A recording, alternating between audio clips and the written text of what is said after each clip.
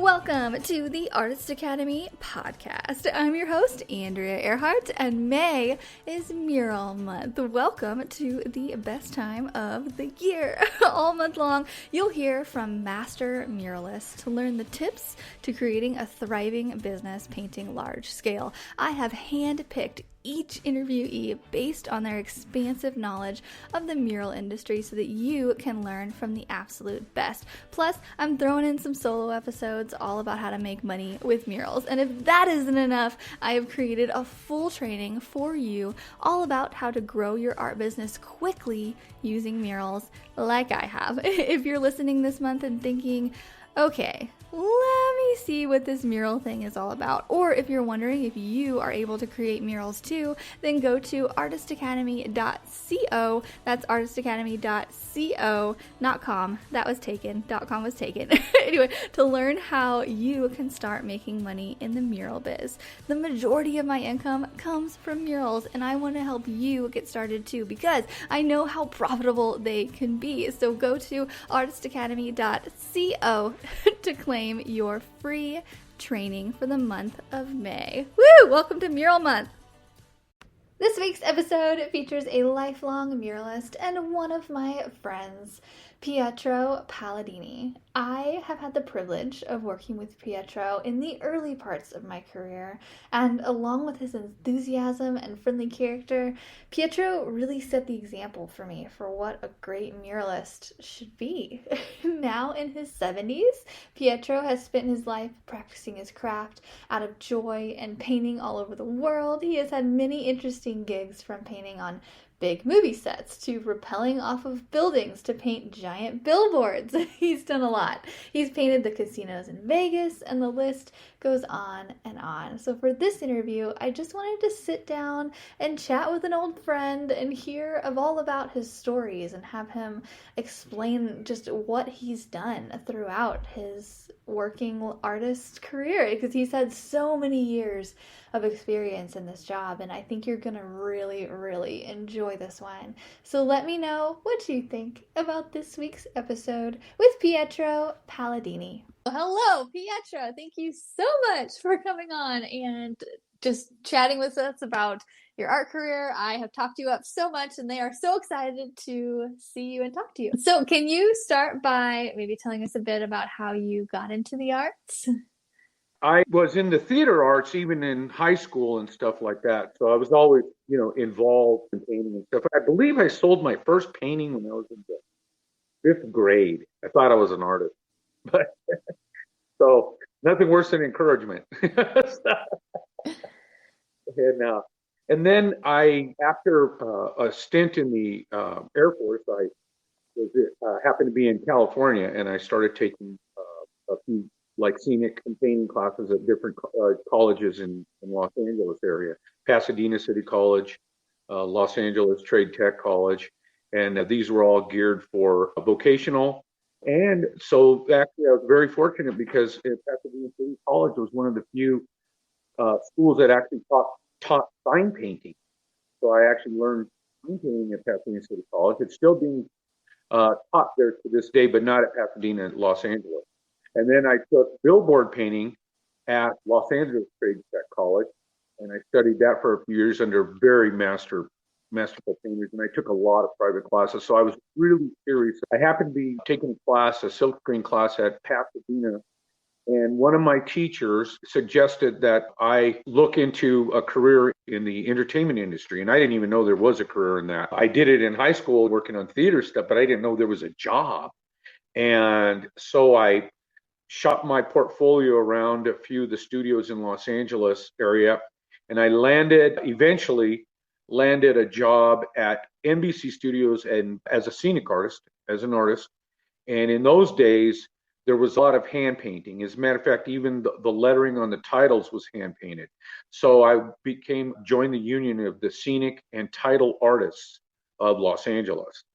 And so I was at NBC Studios working there, got a chance to, meet Johnny Carson and all the people that Midnight Special, all those old TV shows. And then at MGM Studios, they were looking to hire a new artist at there. And my supervisor at the time suggested me to go to MGM Studios and work at JC Backings. It was a private firm, but they had a space at MGM Studios.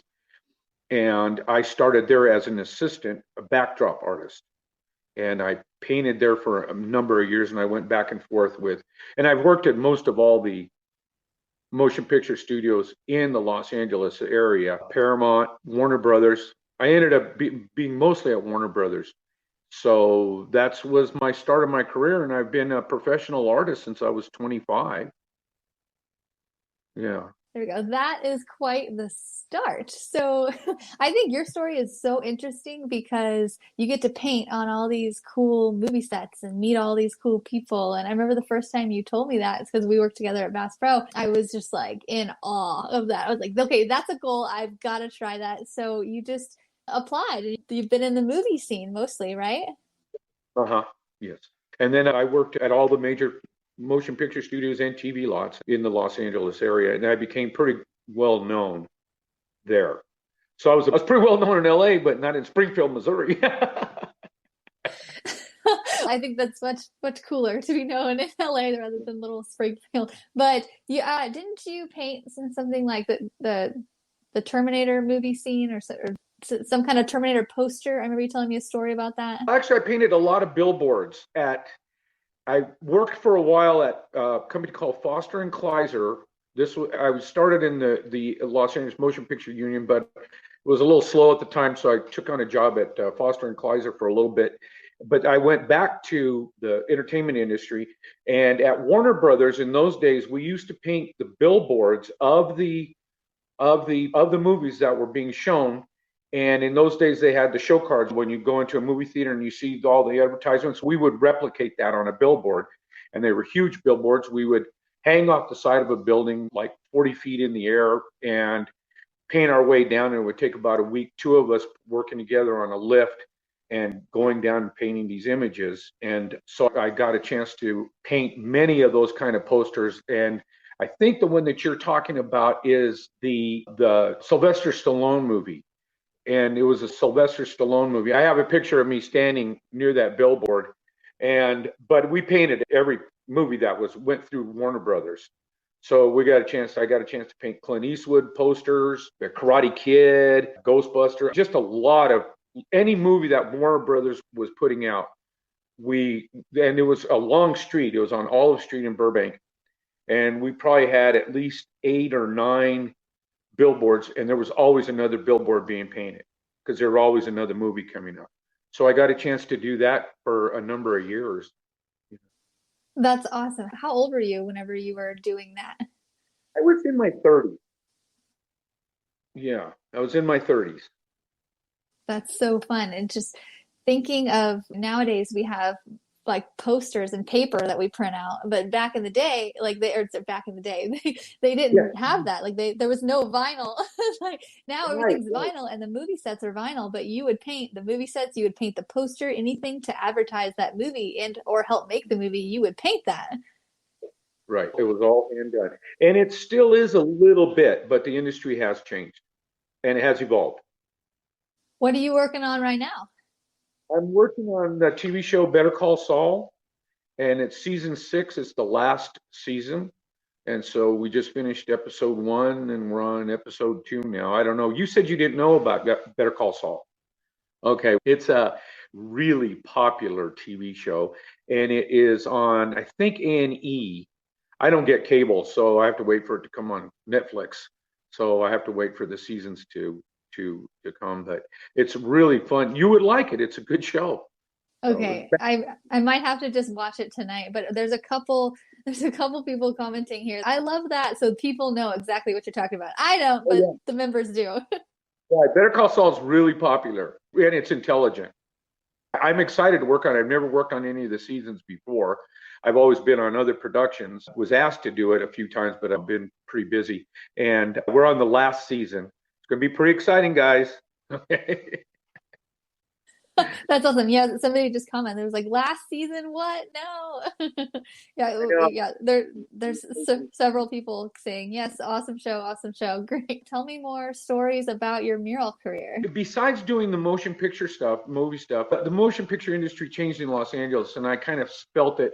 And so I hooked up with some teams, artist design teams, like the Bass Pro experience that we had. And I worked in a number of casinos all around the country, Las Vegas, up and down the Mississippi, Chicago, Pennsylvania. And I worked on the Luxor, Caesar's Palace, the Showboat, which doesn't exist anymore. Some of the casinos I worked on, it's been a long time that they don't even exist. The Hacienda, whoever heard of that one? And I worked on the Sands. I think I said the Showboat. Let me see. Oh, I've got a little list here. Sunset Station, MGM Grand. I've worked in casinos like all over the United States and doing murals and faux finishes.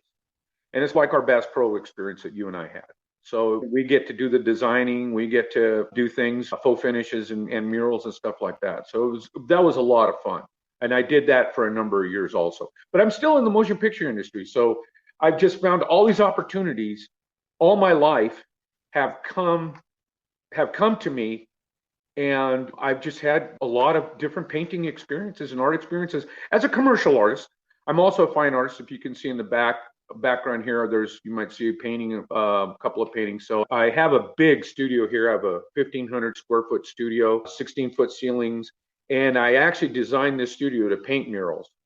And I've had, let me see, I'll show you here. See, the ceilings go really way up.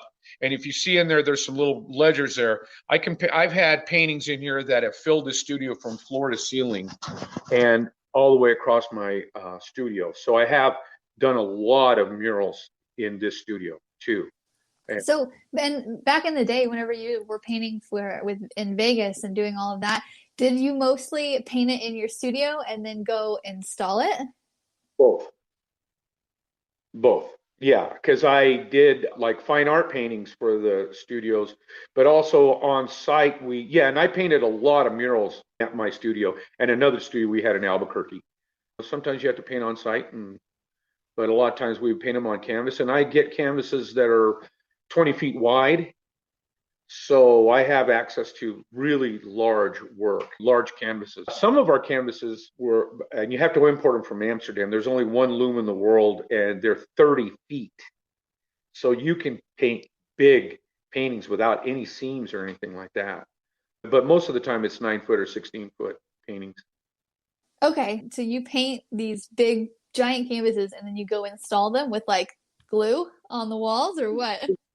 It's very expensive wallpaper because we use wallpaper paste and to adhere to the canvas, and it's just like a wallpaper. So in reality, what we're making is very expensive wallpaper.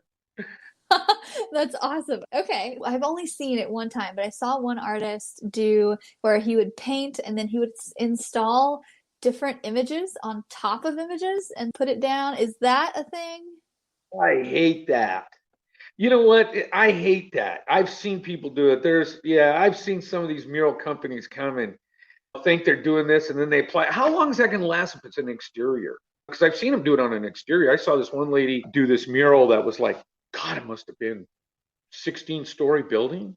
And she did all these murals, and half of them were just plan-on stuff gluing on. And I don't think that stuff is archival. And this was in Louisiana where it's very humid. So I don't recommend that. I think if you paint the thing, just paint it. I don't recommend that. Maybe some of your guys do that, but sorry, I don't. No, I have no idea how to do that. There was an artist that came to Branson and he was like big time and he was doing that. And I was like, this just seems really confusing. You know what? I don't give those people much credence. The thing is, they get a lot. Those mural companies I've competed against, and it's hard to beat them because they have these big staff, big websites, and I hope nobody's listening to part of that, but they have these big websites and stuff, and I don't. You know me, Andrea, I don't do all that stuff. But it's hard to compete with those big companies because they have staff and people that generate and go out and searching for jobs and this and that. And then they don't even paint. I don't know what they do. And then they glue all that stuff on it. I guess that's a new way to do it. It's okay. Not my thing. Okay, yeah. So how did you get the job at Bass Pro? It was just how we met. I remember the first time I met you was in Bristol, Tennessee, and I came in and you had just finished the underwater aquarium area, and I was just like, whoa, like this is big time. And you were like, oh yeah, we just did this. I worked on it for a month or whatever. And I was just like, okay, but how did you get this job? A friend of mine, and you remember him, Terry. He didn't last long, but Terry's nephew happened to be looking at his computer when Joe was walking by and saw Terry's website of all his Disney art. Terry was a really good Disney artist. And he said, we're looking for artists. He told his nephew, and I don't remember his nephew's name. And so he contacted Terry, and Terry's a dear friend of mine, and Chris, who you remember. And so we all three got together, set up our portfolios because Joe was looking for, there was a big expansion going on at that time. And you were part of that. And so that's how we got the job. We sent in our portfolios of relevant work that they would be looking for.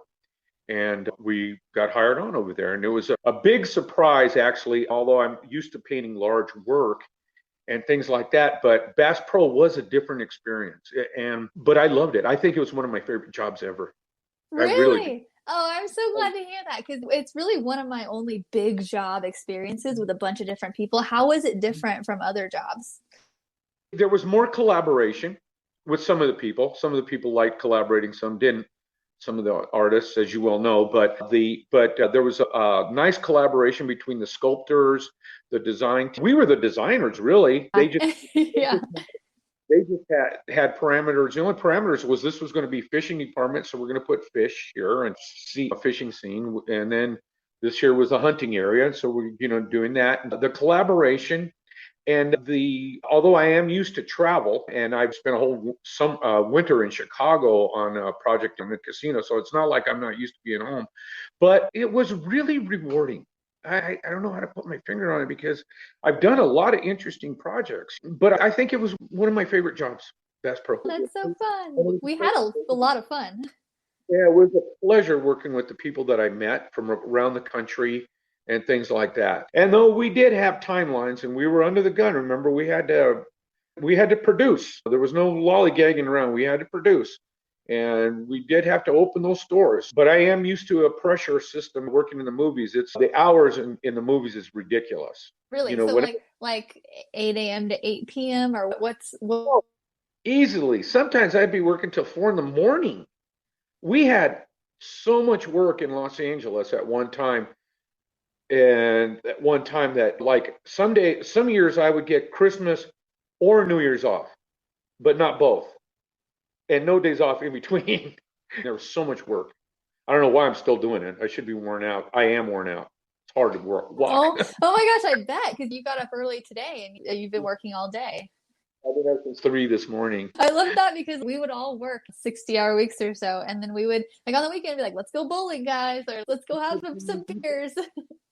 Yeah, and a lot of times on my days off with Bass Pro, I hooked up. Remember Mark, especially Mark, but we hooked up and we loved going to museums on the days off. And on our days off, we wouldn't just hang around. We would go doing research. So that's why we would go to museums, natural history museums. We would go to different museums, art museums.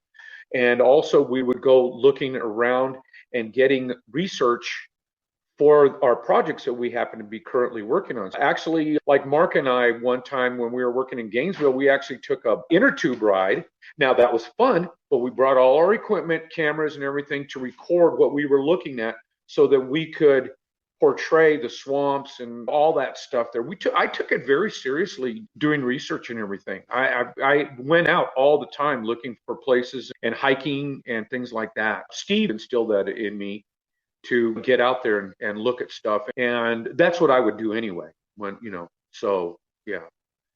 Yeah. And so for anybody that doesn't know, so when they build a Bass Pro, you paint what's in that area. So Florida, we would do palm trees, and Missouri, we would do Missouri walnuts and stuff, and then up north or like in Memphis we did a bunch of those like swamps and stuff, so we would go research, like you would go research. And there I remember one time when we were in like Florida, and we went on like an alligator tour or something, and we went to go see all that stuff. It's good times.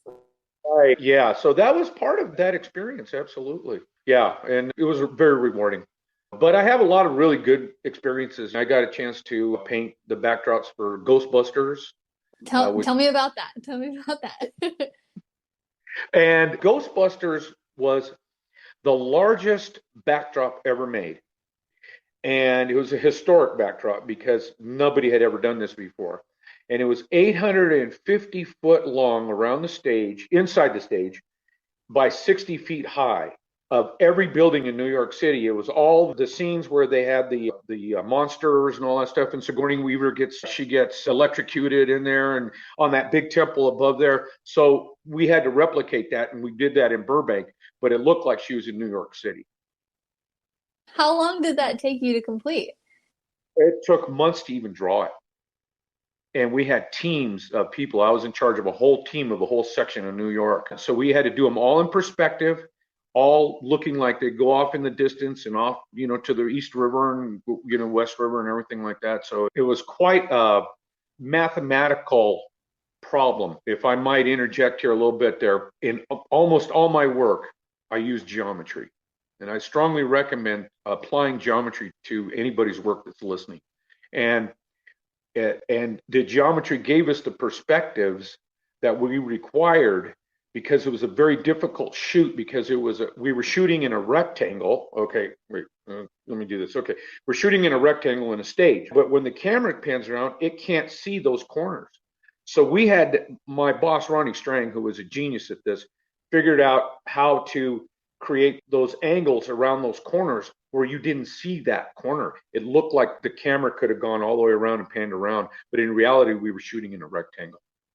So that was quite an accomplishment. It was quite an accomplishment. That makes my brain hurt just thinking No, about how to do that. no, but I've had to do that for many backdrops. I've had to do that for one project. I had to paint a backdrop for the Oval Office, and it was the interior of the Oval Office, but it was on a flat surface. Okay, wait, flat surface.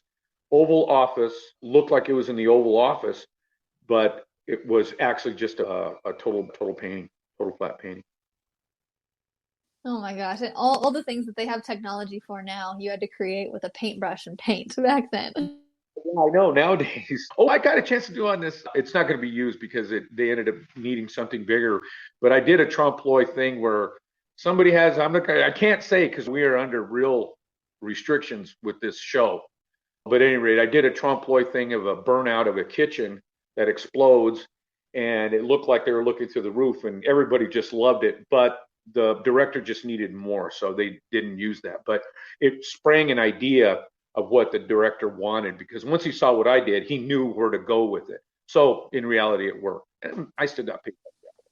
Okay, so oh yeah, I was about to ask, did you get paid for that even though they didn't Yeah. use it? 'Cause it's funny how things get changed. Like even with Bass Pro, sometimes they'd be like, we don't want that there, we want it over here. And you'd sometimes complete murals would just get painted over. And so that really trained me to just be like, oh, okay, things happen, just go with it. Yeah, absolutely. And I've always said this: once my brush touches the wall, it belongs to the company. The painting belongs to the company, so it wasn't mine anyway because they're paying So me. true.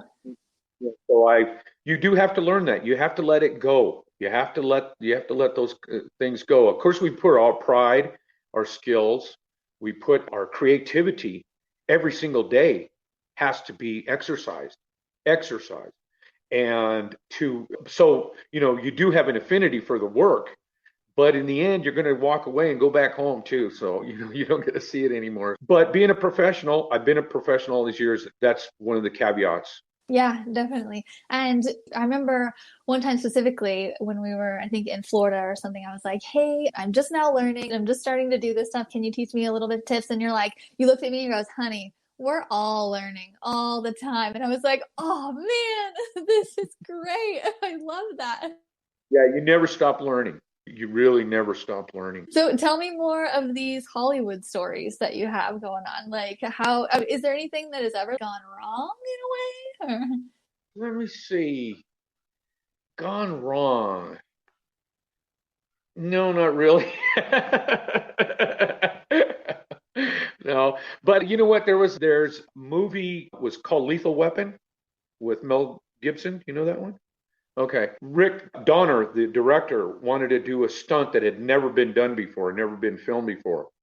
And the opening scene in Lethal Weapon is that lady, she's getting a little hammered, she's snorting some coke in Los Angeles. And most of the time when you see a stunt person fall off a building or get shot off a building or something, they usually land behind something because there's a pillow there that they land on. So they fall and then they fall behind a wagon or something like that. So there's a I pillow there. didn't know that. Okay. So Richard Donner wanted to show the camera following this person fall all the way down to the street from this hotel. And so we created this whole street scene and where she impacts on top of a car. And so they show her falling. They show her falling. They show her falling. She impacts onto the car, but that whole scene, the street and everything, the street lights, the windows, the balconies, everything was all a painting from a perspective from above.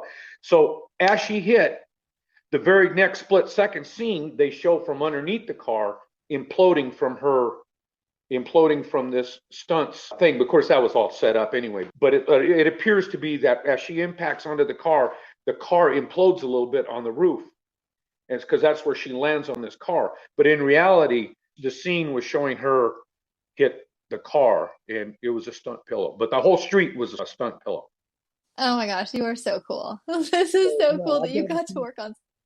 Yeah, I've gotten a chance to work on some really interesting projects. Tell me more. This is just so cool that you've gotten to do that. Anything you can think of. Come on, I am just eating this up.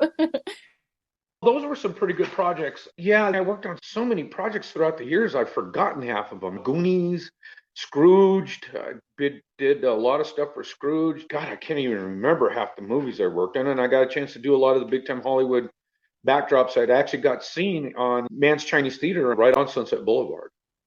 So, Oh, cool. Awesome. Okay.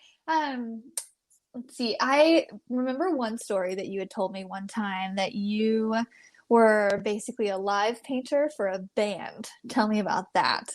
yeah, I did that too. Yeah, I did performance art for a while, for a number of years.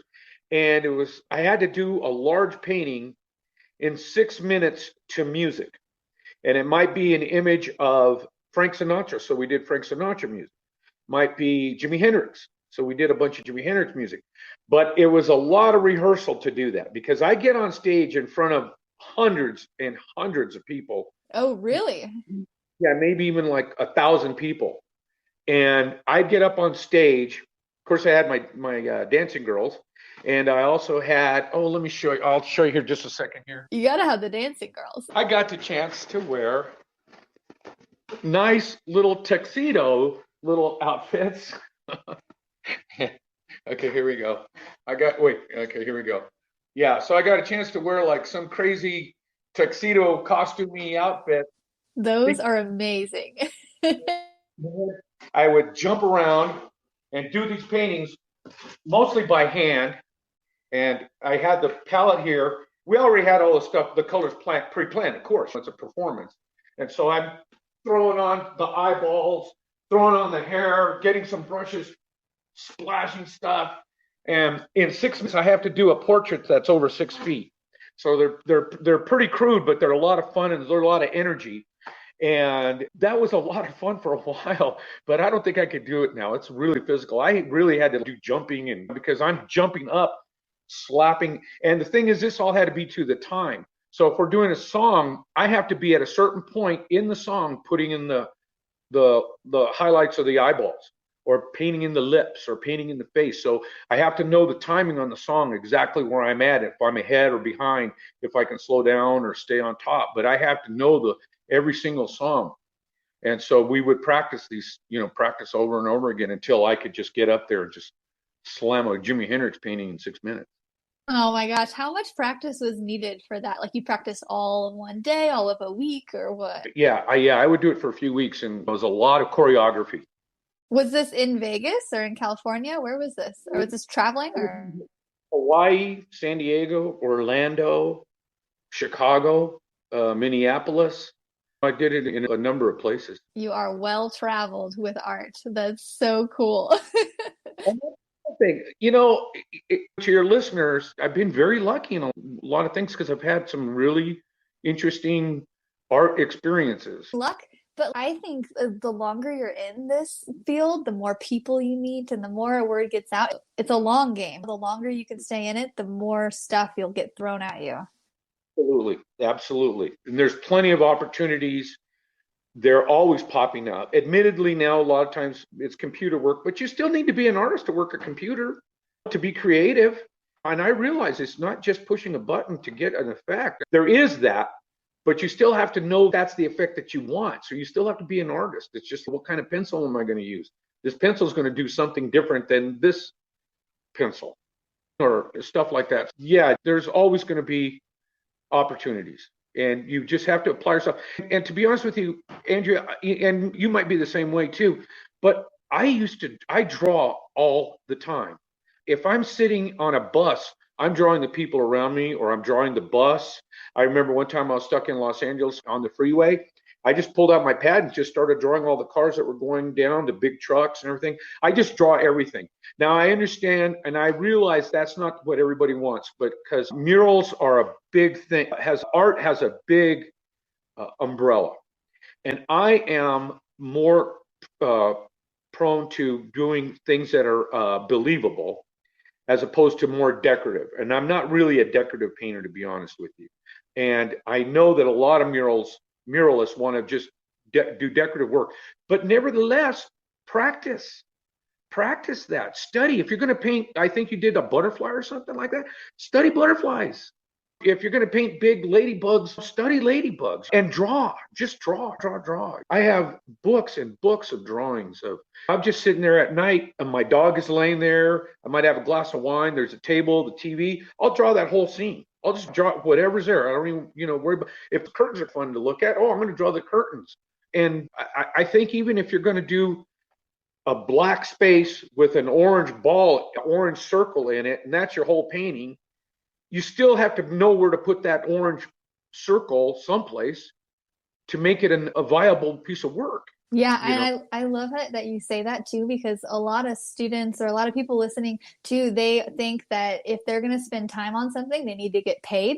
And I think a lot of people totally miss the whole like study type thing, draw, and just because a lot of people, if they spend time on a painting or they spend time on a sketch, they want to sell it. They're like, I need to sell this or it's not good. They think it's just not good, but you're saying just always be learning. Yeah, just constantly. One of my biggest inspirations for drawing, although there's a lot of inspirations, but one of them that I used to teach my students is Richard Diebenkorn.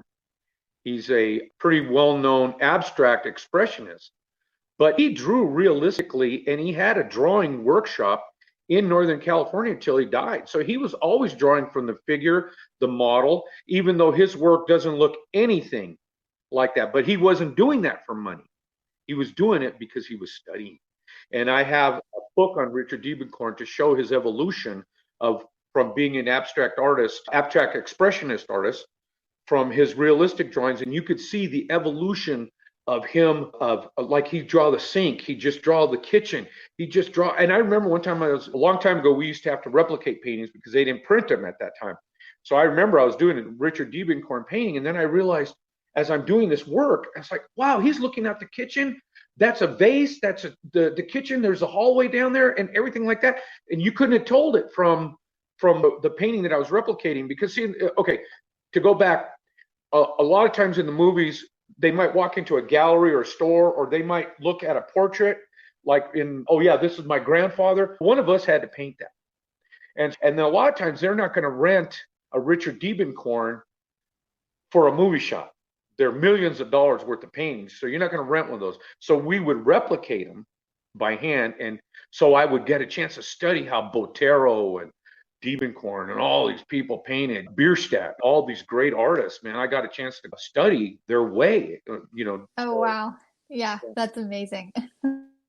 Look at drawings of Richard Diebenkorn, and you'll see he's an inspiration anyway. There's other people, Degas, everybody could draw. But I would encourage people to have fun with it. Don't be thinking you're going to make money, because if you're doing it for money, you're not only for money. I paint for money. I do commission work, but I also do my own paintings. And I'm not doing them necessarily for money. Yes, I would like to sell them, but if they don't sell, I have a nice painting. And I do pay my rent selling my paintings too. So it's not like we don't do it for money, but the inspiration shouldn't come from that. It's okay to make money. There's nothing wrong with making money. Problem is with a lot of artists, as I've gone through my career, I've met many artists. Oh, I'm a real artist. I don't really sell my work. Yeah, driving a cab is really being an artist, isn't it? No. So, oh no, if I had to sell my work, I wouldn't do it. There's nothing wrong with making money. Come on. So if I can encourage people, be inspired, do the work. Because here's the saying, no great piece of art was ever made by a lazy artist. And that is a fact. Okay? Oh yeah, that's so true. No artist that wants to cut corners is going to create something great. One of my teachers said, Pietro, paint like your life depends on it. Wow, my life depends on art, on painting. Yeah. If you can get encouragement, that would be great. If I can encourage people, put the work in. Have, at the end of your career, have a storehouse full of work. The saying of a Chinese emperor wanted a painting of a fish. So he had his court guy look for a guy that could paint a fish. And so they find this artist, and they said, we'll be back to collect a painting of the fish when you're done. And so they wait and wait, and months go by, time goes by, and they still haven't heard from the artist. They're still waiting for the painting of this fish. It wasn't Bass Pro, but anyway, yeah. Okay, so the court man comes and knocks on the artist's door and says, we're waiting for this painting of this fish. And, oh, okay, I'll do it right now. So he gets out his canvas and paints the painting of the fish. Okay, here you go. He says, why couldn't you have done this painting before? Why did we have to wait? So he opens another door in a room, and there's a room full of paintings of fish that he'd been practicing all this time to paint this one fish. That's what it takes. That's what it takes. There's another exhibit I got a chance to see before your time, the Helga. You know anything about the Helga exhibit at all? Andrew Wyeth? I don't think so. Controversial exhibit. Anyway, I happened to be in Washington, D.C. at the time, and I went into the Corcoran Gallery, which was where it was, I believe it was the Corcoran Gallery. And they had the Helga exhibit it was in the Smithsonian, I think. Yeah, the Smithsonian. And they had the Helga exhibit, all the work that Andrew Wyeth had done on this farm that he had worked on. And what was nice is they had beautiful paintings of Andrew Wyeth was an excellent illustrator, artist. But alongside this beautiful painting, on either side would all be all these crummy sketches of maybe the boots, the tree, all these ideas before he got to this one painting. And to me, that was one of the most important exhibits I'd ever seen, because of the fact I could see all the work that he did to get to this jewel. And that's when I saw that Andrew Wyeth exhibit, I was like, okay, we're on the same page, brother. Also, I saw a nice exhibit, Chuck Close, a retrospective of Chuck Close in Miami. Oh my God, the work he put in. Now, are you familiar with Chuck Close at all? No, but I'm going to Google him right after this. He does mainly these big portraits. They're probably 8 to 10 feet high, and that's all he does. And it's just the face. It's just the face. And he's done that all his life. But he did it in so many different ways throughout his career, like with pencil, with handmade paper inside these molds where every value, and it would take him probably a year to make each value. And these are large paintings. And then he'd print this, and this homemade paper would be the value. Then he'd take that off and put another value of homemade paper. He did woodcuts. He'd hired like hundreds of master Japanese woodcutting guys to do these portraits. And each woodcut would be just a value, just like underneath the chin or something like that. And then they print that. And so he's known for painting but he also went through a whole, I would say, a lifetime of other work to get to where he is today. And that's what it took.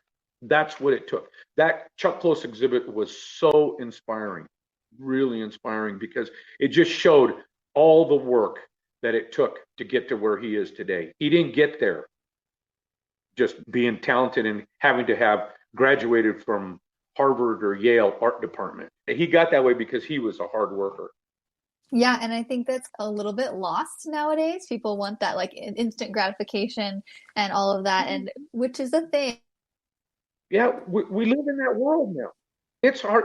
It's even hard for me to read a whole news article anymore. We're in that world now, and it's a difficult situation. But I think it still can happen. I think it still can happen. Let me give you another inspiring story. It's not about art, but it is art. I happened to do one of those performances in New York City a few years ago, and it was a benefit show for the Big Sisters Little Sisters Club, and Pat Benatar is a big. Remember I showed you that when I got back from New York, I showed you that picture of me and Pat Benatar. Oh yeah. Okay. Yeah, I went up to New York to do this gig and then went back to Bass Pro. But I showed you that picture of me and Pat Benatar. So anyway, Pat Benatar. But what the inspiring story is that it had all these children musicians on the stage at this, and it was a big theater in New York. And it had all these children performing jazz, rock, choral, singing, just a huge performance. And it just gave me so much joy to see that all these kids were not sitting on their devices, because for them to be on a New York stage said that they had to do a lot of work to get there. And these were all very professional sounding kids. This one kid, and he's the star of School of Music on Broadway. He was the opening act, and this kid couldn't have been more than 4 feet, but the guitar was bigger than him.